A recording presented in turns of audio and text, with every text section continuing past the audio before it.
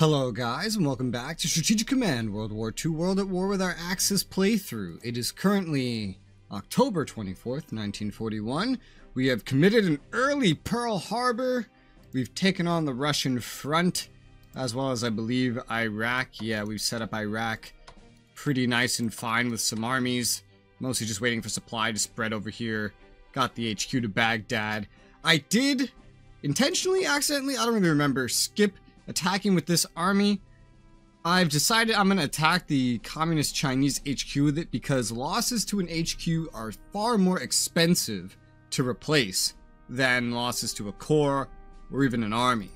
So the blitz attack from this will go towards hopefully dealing some damage to this HQ, lowering the bonuses and supply for the Communist Chinese army right here and generally everybody around, and making them hopefully pay a little bit more than if I had attacked anything else.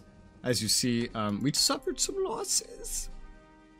It's not too bad. We took Xi'an though. That's gonna be a big hit to their morale, I hope, and a boost to ours. And we're gonna have to start advancing once we get the actual opportunity to. I am very, very narrowly gated on how I can even advance over here at the moment. I think I'm gonna just move forward the 2nd Kwantung Army forward down the road here, letting the 17th Army just stay put. I'd love to give it like elite reinforcements or something, but we can't really manage that at the moment, it seems. Yeah, no, we still gotta move that. Just never enough MPPs. I feel like I spent too much on diplomacy at the beginning, even though I only got 2 countries to join. But it was essential for my plan, and Japan is not essential for my plan. Japan, I don't know. Japan's just here. Out here in the Atlantic, the Leonardo da Vinci sub is primed in a pretty good position to go ahead and do some raiding of some enemy convoy lines. I believe that these heavy cruisers should probably leave this location at this point. There's only one port here.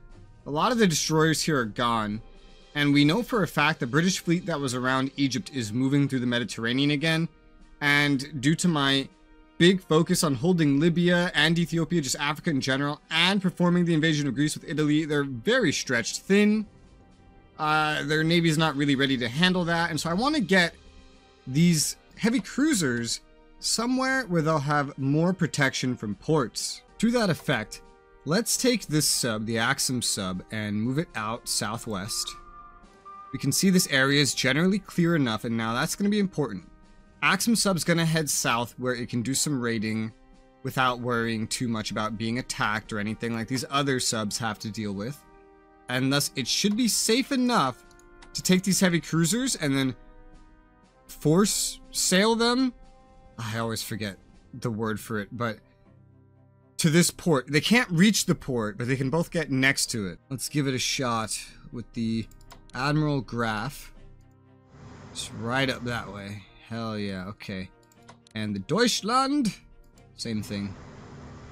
We just want to bring them over here where they'll be safe with some ports, maybe able to assist, maybe not. I mean, we don't want to really risk them around carriers. Ideally, I would love to just get them back with the other ships because they would be so much harder to maintain if they get hurt.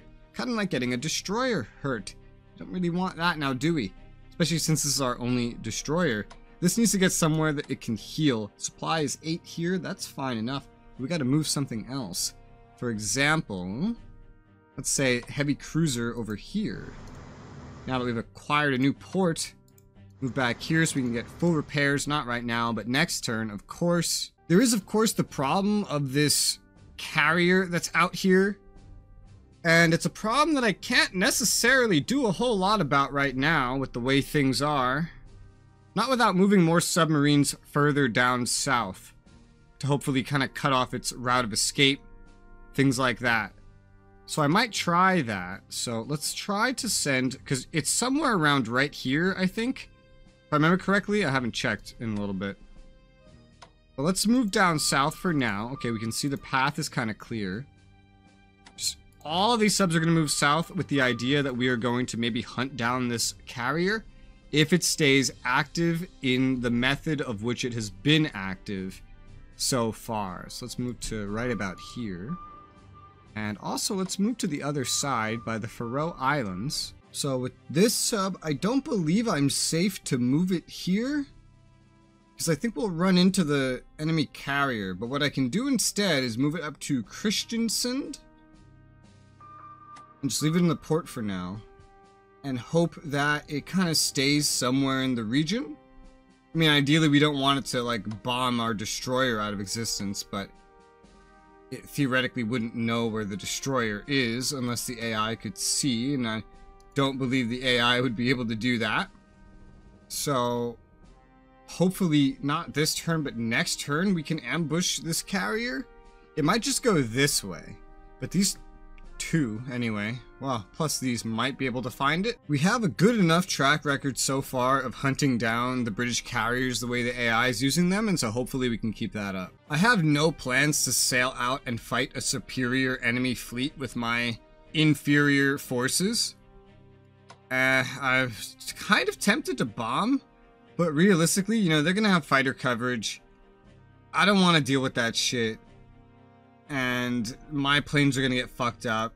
This fleet doesn't even matter, really. What matters is taking Alexandria, which we are honing in on. It's just the slow pace of the turns that's really slowing us down.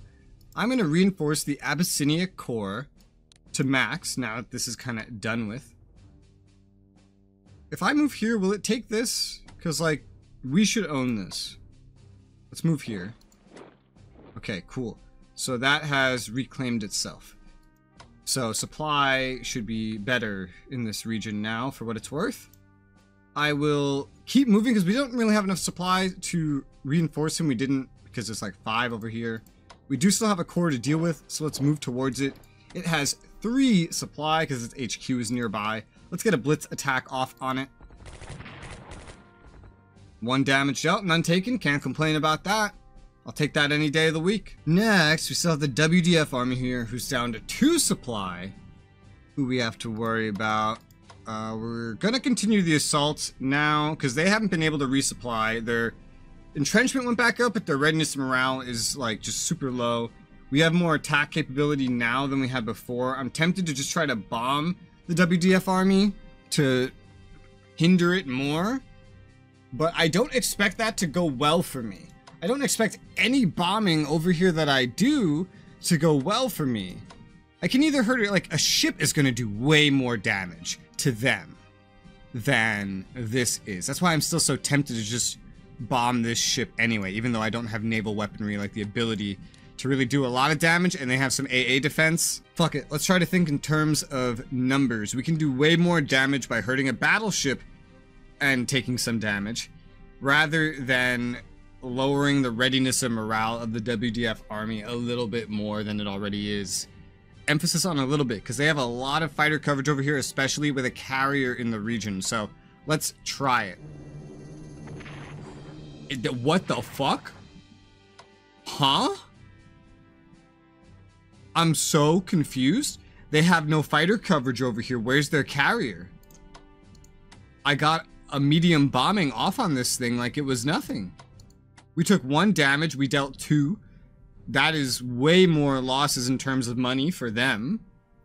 They got 2 battleships here, heavy cruiser just right there. We can see the whole fleet's about, but the carrier isn't in range. Does that mean it's still over here? Does the range not extend that far? I could believe it. 1, 2, 3, 4, 5, 6. Yeah. By default, it would go to like right here. 7 here. The carrier may still be in the port, but the fleet is moving. It has to be at least 6. At least more than that. So at least 7.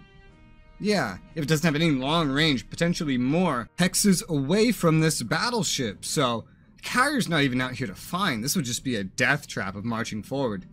The battlecruiser would have a better chance because it's German and it has upgrades, enough to match the Brits. But the Italians, yeah, they have the ships, but they don't have the upgrades. They don't have the technology. I'm a little unhappy with how this game represents ships. How it's just a flat number upgrade or whatnot. Because in real life, the Italian ships were not really notably bad. Honestly. They were just designed for one particular task, and that design didn't make them inferior to a British ship specifically. It's just that their leadership was also terrible and was way too cautious. Never really used the naval assets. I mean, I'm doing the same thing because I can't afford to.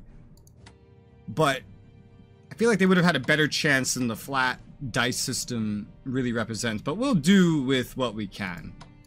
So let's just, ooh, oh gosh, supply differences. I forgot about how that affects things. Okay, let's start with the 5th Army against the WDF Army. 2 damage dealt and none taken. Ooh, wow, okay. Another round of good luck. And I'm going to try again with the 1st Army. 3 damage dealt and none taken. Oh my god. Now, ideally, right, because I've learned from comments, I don't necessarily want to swap these because that can hurt morale, and that's not always great. So I might just want to move off to the side somewhere into the 5 supply would probably be fine. It's going to be all my action points to even move out like that. I could also get this core out of here, but we don't have space. It's not safe enough right now. I need to get this army in so that they can attack. That's really the big deal. I think okay, so I'm going to move here to leave these guys opportunity to move out if I need to do that as well. So let's move the 10th Army in and attack. 2 damage dealt. Okay. Okay. We could definitely finish this off with either this core, probably even the tank. Oh, I see good opportunities for the tank though. And then there's this core that's already pressed up against with a prepared attack. So I'm not entirely certain how I want to go about this, knowing that there's still probably... Where'd the tank go? For some reason, the tank is gone. It's probably moved.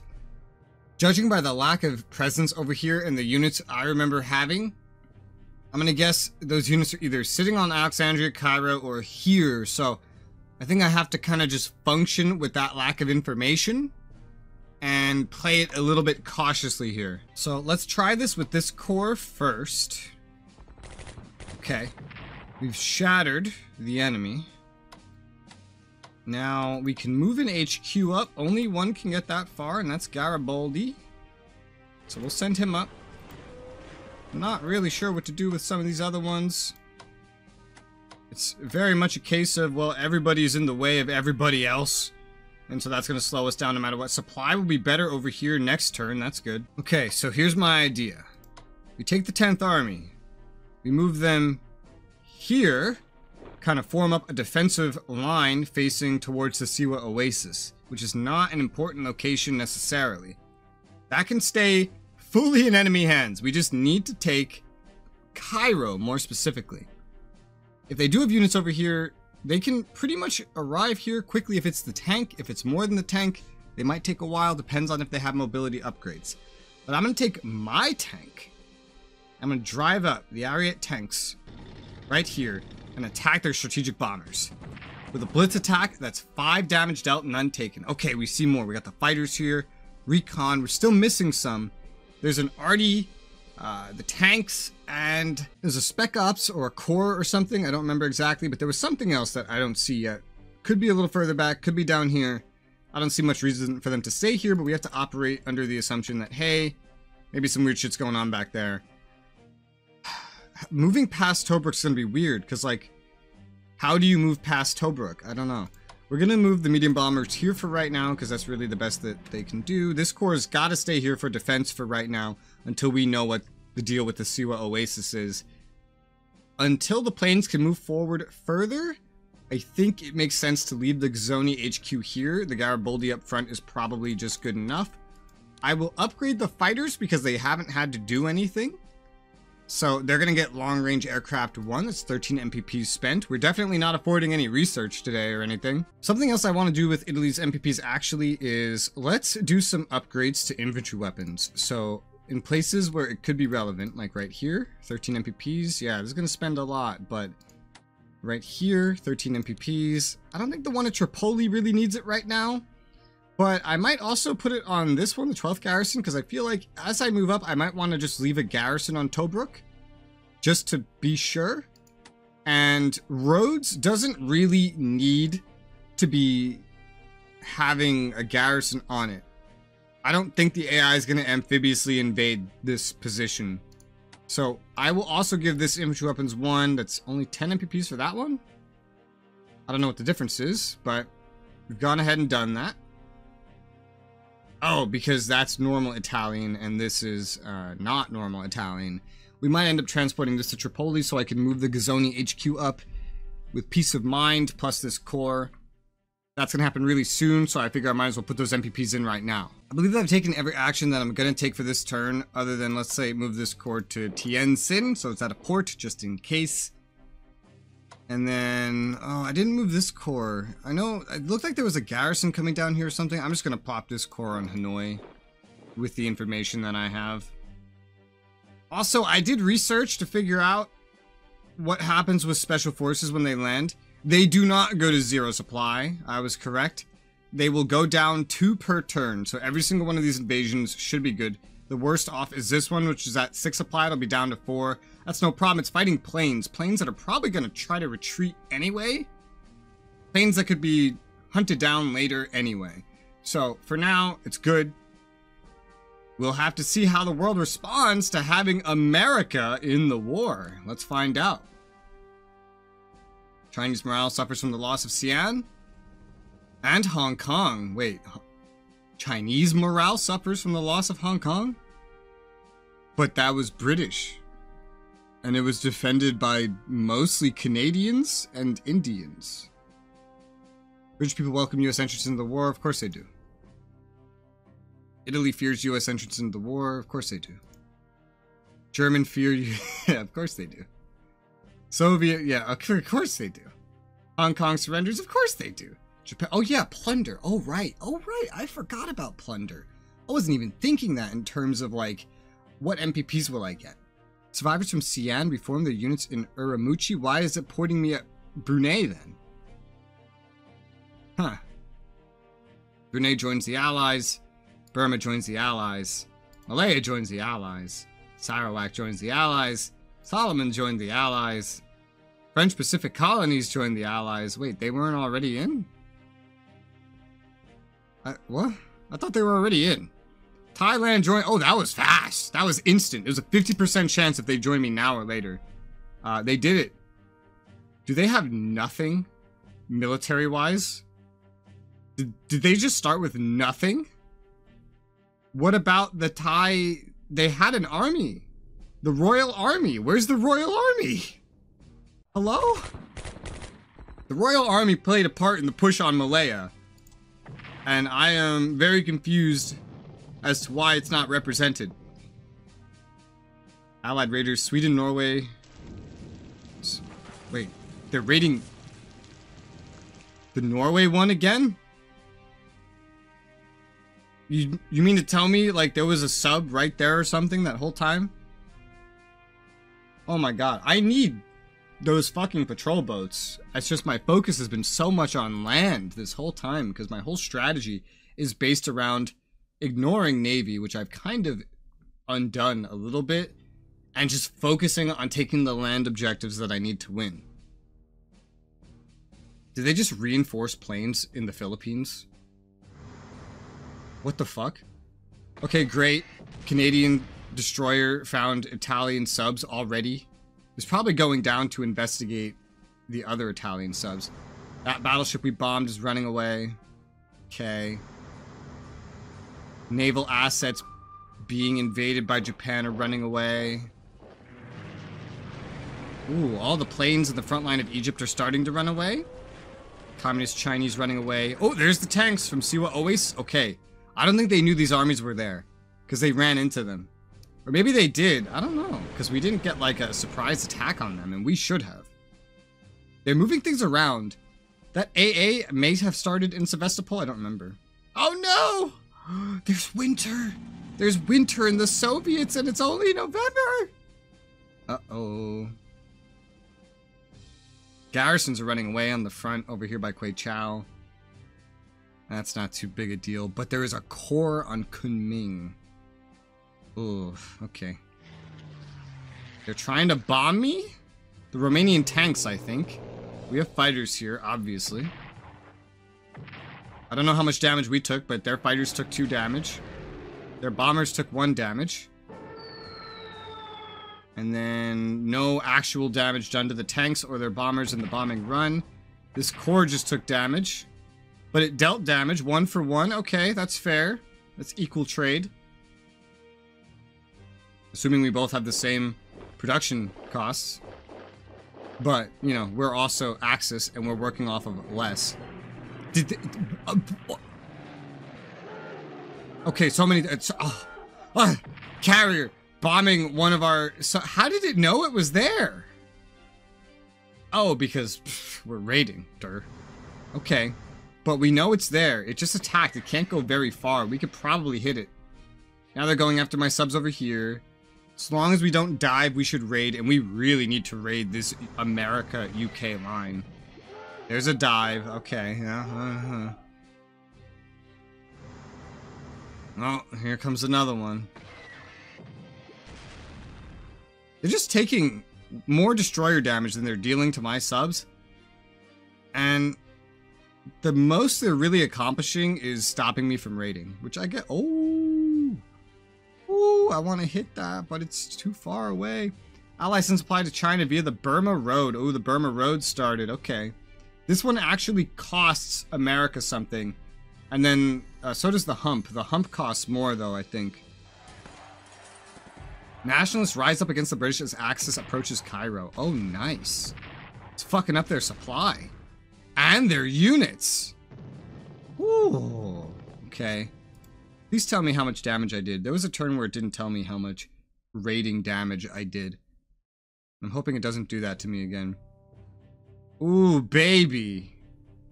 That's a lot. That's a hell of a lot. Okay, I like that. That was not that bad of a turn. Zoo HQ, Core and Maidstone. Yeah, it's snowing in the USSR. Moscow 2. Oh, the carrier is in Scapa Flow, the port. That is sad, because we probably can't hurt it then. With both America and India now engaged in war against us, we must expand our targets to include the US East Coast, Caribbean, as well as the Indian subcontinent, possibly. Our surface fleet must intensify the activity of laying mines to disrupt coastal shipping and supply of our enemies. Recommendation: send all available naval units to mine enemy ports and other coastal targets. No. We have garrisons galore spawning. Basically just saying, hey, Germany can do stuff with their navy. But that costs money. Oh my god, the American destroyers are coming to join this fuckfest. We did a lot of good raiding though. That's really nice. So here's something that caught my attention. They put the Far East Air Force fighters on Manila. They're sacrificing fighters to defend Manila a little bit longer. Seems dumb to me, but I'm not. Wow, I guess because they have supply, they could just reinforce here. That's funny. I'm just gonna attack. 7 damage dealt. We were only supposed to deal 6, so I'll fucking take that shit. We're gonna take Manila, so I'll take Manila. And then I guess I'll just reinforce these special forces, get them back up to strength with 294 MPPs. Yeah, that's like everything. Those 3 points, that's like everything that I got from plundering Hong Kong. Oh god. It's a little more than that. It's like 2 MPPs more. I'll reinforce the special forces, get it back up to strength. We're gonna have supply pouring in from Manila. It's not gonna be too much at the start, but this will basically all fall under our control. The enemy air force here will be hunted down like fucking pigs. Yeah, so I can recruit an HQ and 2 cores. I can recruit 3 HQs apparently for Thailand, despite there only being 1 leader. And the 2 cores, Hanoi and Bangkok.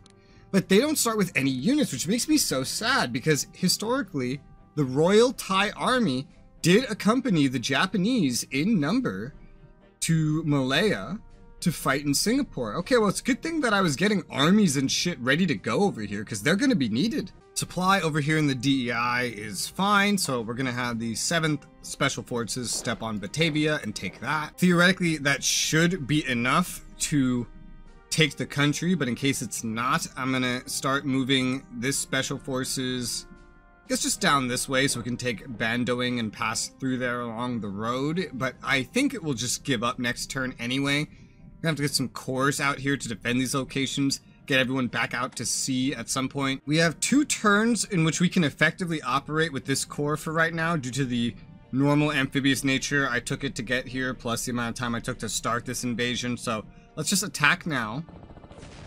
3 damage dealt, none taken as expected. Their supply here is 5. They could reinforce if they wanted to. I don't know if they will.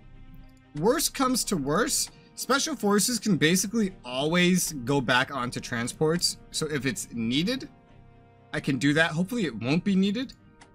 I'll probably end up getting more special forces at sea, which can maybe lend an amphibious assault here if necessary as well. I see a trade that I'm willing to make here. This sub can potentially, for minimal losses, completely sink the Castleton destroyer. We're gonna try it. Shattered. That bitch is dead. Oh man.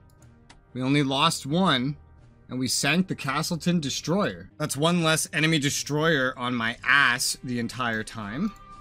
And I can just resume raiding here, I guess. Now let's also do the art of carefully moving submarines around here. So, for example, we're gonna move you right down here, sir. I'm gonna move you right up here. Sounds good to me. This one needs to maneuver its way somehow back to port. It's only at 5 supply, and this is gonna start affecting it soon. So, it's gonna have to pass through, like if I want to maneuver it, which I do. That's to pass through in a kind of weird way, so we're going to pass it down here. It's just going to raid there for the time being.